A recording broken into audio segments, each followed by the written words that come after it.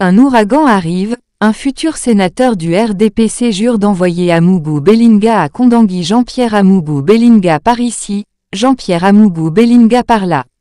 Le très fortuné entrepreneur camerounais est mal embarqué. Et ça depuis un moment. Les affaires dans lesquelles l'homme d'affaires sont impliqués et surtout accusés sont plurielles.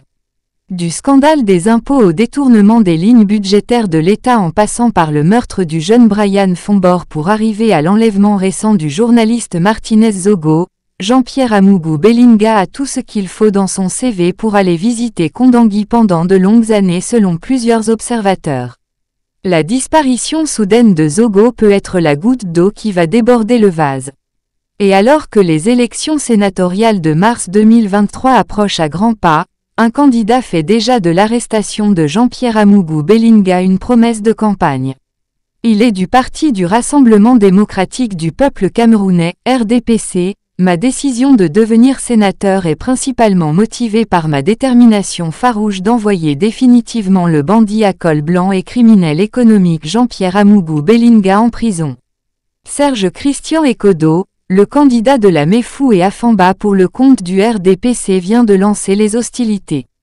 L'avenir s'annonce déjà sombre pour le propriétaire du groupe de presse L'Anecdote et les chaînes de télévision Vision 4 et Télésud. Le lanceur d'alerte Boris Berthold a commenté la situation.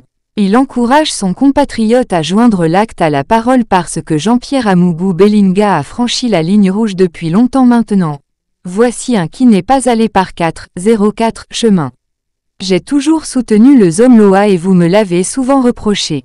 Depuis que j'ai les preuves de sa culpabilité dans tous les dossiers où il est cité, je vous ai donné entièrement raison, écrit Boris Berthold.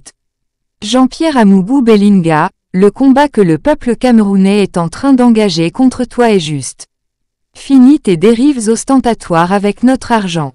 Fini la fémania et tous ces brigands que tu utilises pour éliminer ceux qui ne cautionnent pas tes frasques, ajoute le journaliste exilé. Mais aussi, fini tes amitiés nocives au développement de notre pays. Je viendrai te donner à manger à Kondangui.